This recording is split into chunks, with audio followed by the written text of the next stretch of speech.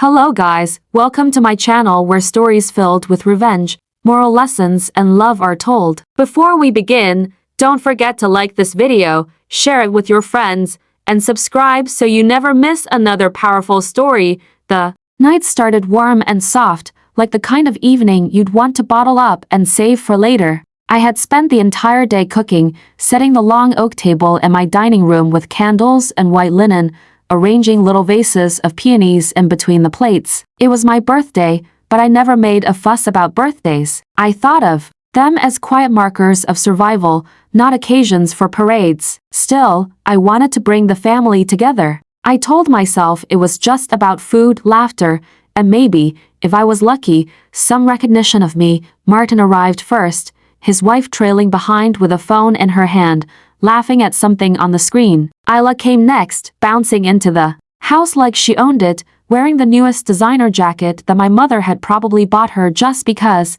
My parents followed, carrying a cake box from the same bakery they'd used for years. They all greeted me with quick hugs, some tighter than others, and began to fill the room with chatter. We ate slowly, passing platters of roast chicken, grilled vegetables, and bowls of herb potatoes. I listened more than I spoke. I'd learned over the years that it was easier to let them talk among themselves. Every story seemed to circle back to Isla's quick wit or Martin's latest brilliant business ideas. I kept my smile in place, nodding at the right moments, pretending it didn't sting when my own recent award for business innovation went unmentioned. When dessert was cleared, my father clapped his hands together. "All right, everyone, we've got a surprise for Clara," he said. My chest fluttered, but I kept my face neutral. Maybe, for once, they'd done something that showed they saw me. My mother dimmed the lights, and Martin connected his laptop to the TV. A familiar piano melody filled the room as the screen lit up with the title, Our Best Family Memories. The first image was Martin at his high school graduation, cap thrown in the air. Then Isla at a dance recital, ribbons in her hair. Then Martin cutting a ribbon at his office opening, Isla holding a trophy. The slideshow moved on family beach trips, holiday dinners, picnics in the park. I waited for my face to appear, certain it would any second. But the minutes stretched, photo after photo, all without me. Even the images that should have included me, like the Christmas we all spent in the mountains, were cropped so that I was out of frame. Laughter filled the room with old inside jokes. "Oh, remember when Isla fell into the lake?" my mother said. "And when Martin got stuck on that ski lift," my father added. Their voices were warm and nostalgic, but it was like I wasn't even in those memories. My hands stayed folded in my lap, nails digging into my palms. My throat felt tight, but no words came. When the final photo faded and the room erupted into applause, I smiled. Not the kind of smile you feel in your cheeks, but the kind you wear like armor. "That was nice," I said, my voice light. No one noticed the pause before the word. They moved on, talking about how they should do this every year. I excused myself to the kitchen, saying I needed to refill the water jugs. My legs carried me out of sight before my mind could catch up. I leaned against the counter, staring at the flicker of candlelight from the dining room. It wasn't just a slideshow. It was years of being the shadow child, the one they turned to when they needed something done, but never when they wanted to celebrate someone.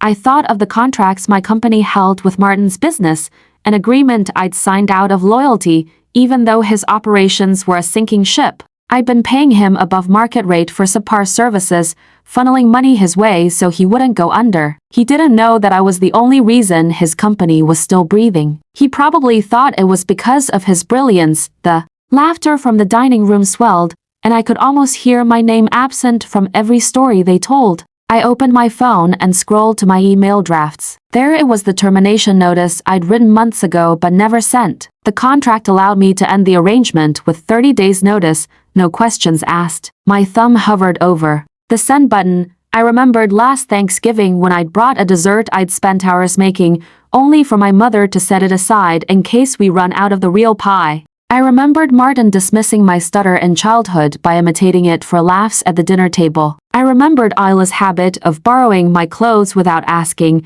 then returning them stained, and my parents telling me not to make a fuss. All those moments felt small in isolation, but together, they built the wall that separated me from them. My thumb pressed the button. The whoosh of the email sending was almost silent, but it felt louder than anything else in the room. My chest loosened in a way it hadn't in years. I placed my phone back on the counter and took a deep breath. When I returned to the table, they were debating which holiday destination to choose for this year. We could go back to the mountains, Martin suggested. Oh, yes, the mountains. We're perfect, Isla said. No one looked at me for input. I took my seat, poured myself some water, and listened. My silence was a kind of participation they were used to, so no one noticed the shift inside me. By the time they left that night, my cheeks hurt from holding the polite expression in place. I closed the door behind them and leaned against it, the quiet of my house pressing in. Somewhere in the city, Martin was still laughing, still unaware that the safety net he didn't even realize I'd been holding was gone. I thought about what would happen when he opened his email the next morning. The confusion, the panic, the eventual realization I didn't feel guilty. What I felt was closer to relief, like I'd finally stopped trying to swim in a current that had been pulling me under for years. They hadn't seen me in their memories, but they'd feel my absence in their future. The next morning, the city woke in shades of pale gold. I sat by my kitchen window with a cup of tea, the steam curling in front of my face. My phone was silent, but I knew that wouldn't last. Martin's company depended on my contract like a heartbeat depends on oxygen. Without it, the cracks in his empire would widen fast. I imagined him walking into his office, coffee in hand, expecting another day of pretending to be in control, only to find my email waiting in his inbox like a knife sealed in velvet. It didn't take long. At 9:12 a.m., his name lit up my phone. I let it ring, twice. By the third call, I answered, my voice calm as if he were just another client. Clara, what the hell is this? He demanded without greeting. You're terminating the contract? With no warning? You've had the contract terms for years, Martin, I said, my tone level. There's a 30-day notice period. I'm giving you 30 days. This is my busiest quarter. You can't just, I can, I interrupted. And I am. The silence that followed was thick. I could hear him inhaling sharply, the kind of breath someone takes before they try to turn the conversation in their favor. You know this will ruin me, he said finally. Do you want that on your conscience? I thought of the slideshow of my face missing from every image. Martin, I said softly, I stopped being part of your picture a long time ago. Now I'm just stepping out of the frame you kept me cropped out of anyway. He swore under his breath and hung up. I placed my phone face down on the counter and went about my day. By afternoon, the family WhatsApp group lit up like a bonfire. Isla posted, "What's going on with you and Martin? He says you're sabotaging him." My mother chimed in, "Clara, this isn't how family treats each other." My father added a curt, "Fix this before it gets worse." I didn't reply. For years, I'd been told to keep the peace, to bend so the others didn't break. But bending had made me invisible. And now that I was standing straight, they called it sabotage. The rumors started quickly. According to Martin's version, I'd always been jealous of him, his charisma, his business, his natural leadership. He painted me as a bitter, unstable woman trying to take down her own brother out of spite. He never mentioned that my company's payments had been propping him up for nearly 4 years. He never said that I'd agreed to the arrangement when no one else would touch his failing contracts. Within a week, mutual acquaintances stopped returning my calls. Invitations to networking dinners vanished. A charity committee I'd been part of suddenly decided to go in a different direction. The unspoken message was clear. Martin's charm had won them over before I even knew I was in a fight. I kept working. My own company didn't need Martin's services. In fact, we'd grown stronger without them. I focused on new partnerships, expanding into markets I'd put on hold because of the drain his contract created. My staff noticed the difference. Immediately, projects moved faster, deadlines stopped slipping, and the financial reports began to sing. One night, a month after the termination, I received an email from an old colleague who had once worked closely with Martin. He wrote, "I heard the rumors, but I know the truth. I saw the numbers. You kept him afloat longer than anyone else would have. If anything, you gave him a gift by ending it before it dragged you both down." I stared at that email for a long time. It was the first time someone had acknowledged the reality I'd been living in. No one in my family would ever say it, but here was proof someone had seen me, even if it was from the outside.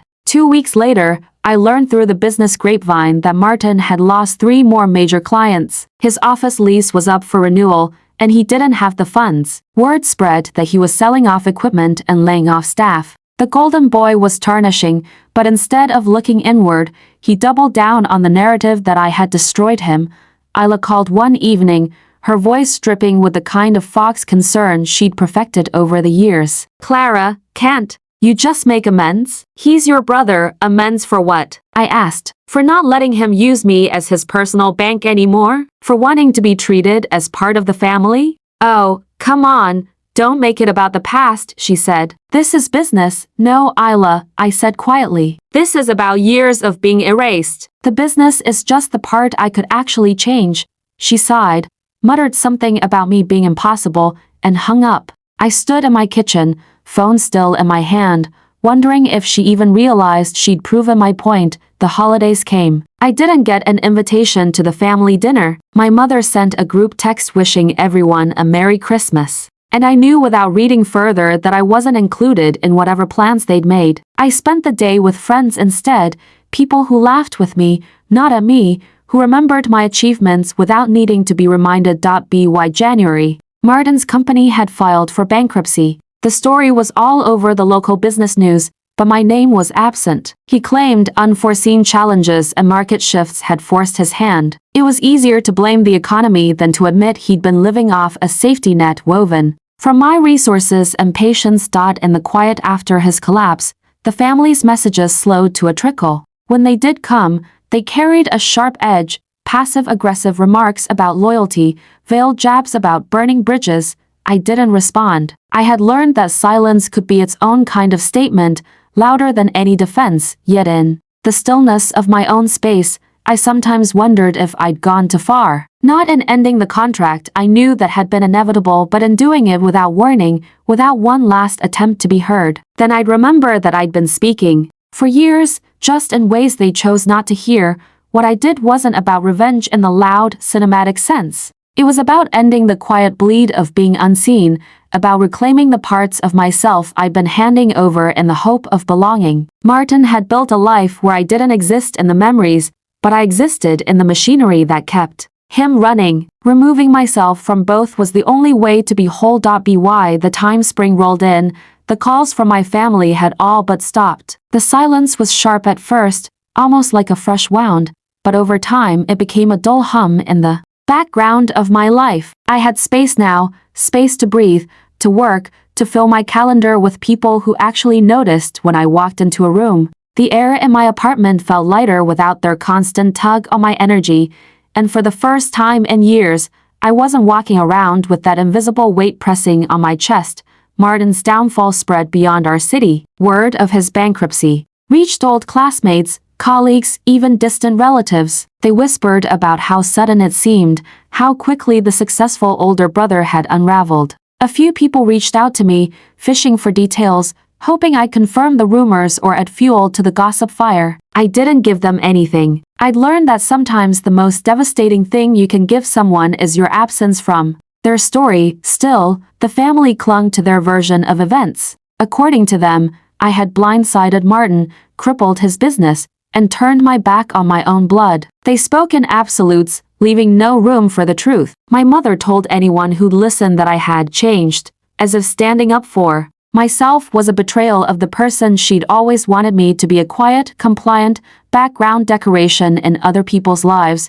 One afternoon in May, I ran into a former mutual client at a networking event. He shook my hand, his expression unreadable at first. Then he said, "I'm glad you cut ties with Martin when you did. I saw what was happening. If you hadn't pulled out, he would have dragged you under too." His words hit me like sunlight breaking through clouds. It was one thing to know the truth myself, but hearing it out loud from someone else felt like a kind of justice. After that encounter, I started noticing small shifts in how people interacted with me. Some who had distanced themselves came back, cautiously at first. They didn't apologize, not directly, but their tone changed. There was less skepticism, more respect. It made me realize that truth doesn't always need to be shouted from rooftops. Sometimes it just needs to be seen quietly by the right eyes. Meanwhile, my absence from the family became harder for them to ignore. Birthdays passed without my presence. My seat at the table stayed empty. At first, they filled the gap with excuses. Clara's busy, she's traveling. But eventually, the excuses ran out, and all that was left was the emptiness I'd chosen. In July, I got a text from Isla. It wasn't an apology. It was a photo. A faded picture from years ago of me, about 10 years old, standing in the corner of a family barbecue, holding a plate of food, smiling just enough to be polite. I was out of focus, half-cropped by the camera. She'd written, "Found this. I guess you were there more than I remembered." I stared at that message for a long time. It wasn't the grand acknowledgement I'd once craved. It wasn't even close to reconciliation, but it was something proof that my absence was making them look backward, forcing them to see the spaces where I'd been erased. I didn't reply. Some silences are worth keeping, if only to protect the fragile peace you've built. Work became my anchor. My company thrived without the dead weight of Martin's contracts. I took on projects that challenged me, hired staff who brought fresh ideas, and poured my energy into creating something that felt entirely mine. There was no one to overshadow me, no one to claim my work as theirs, no one to crop me out of the picture, yet there were nights, quiet ones, when I'd think about the years I'd spent trying to belong. I'd remember setting the table at family dinners, bringing thoughtful gifts, showing up to events where I wasn't really wanted, all because I hoped that one day I'd be enough to be seen. And I'd think about that birthday slideshow the moment I finally understood that my invisibility wasn't an accident. It was a choice they'd made, over and over again. The difference now was that I was making my own choices. I chose who I shared my life with. I chose where my time and resources went. I chose to live in a way that didn't require someone else's permission to matter. Months later, I heard through a distant cousin that Martin had moved to a smaller city, starting over from scratch. He was still telling his version of the story, still painting himself as the victim of my coldness. I felt nothing, not satisfaction, not regret, just a steady calm, the kind that comes when you've stepped out of a cycle and refused to go back. The last time I saw my parents was at a community fundraiser in the autumn. They smiled politely, as if we were acquaintances rather than family. My mother asked about my business, her tone clipped, and my father commented on the weather. We stood there for 5 minutes, exchanging empty words, until they excused themselves to speak to someone else. I watched them walk away, realizing that for all their talk about loyalty and family, what they really valued was control. And I had taken mine back. Now, when I look at photos from my life, I see myself everywhere, not in their curated albums, but in my own, smiling with friends,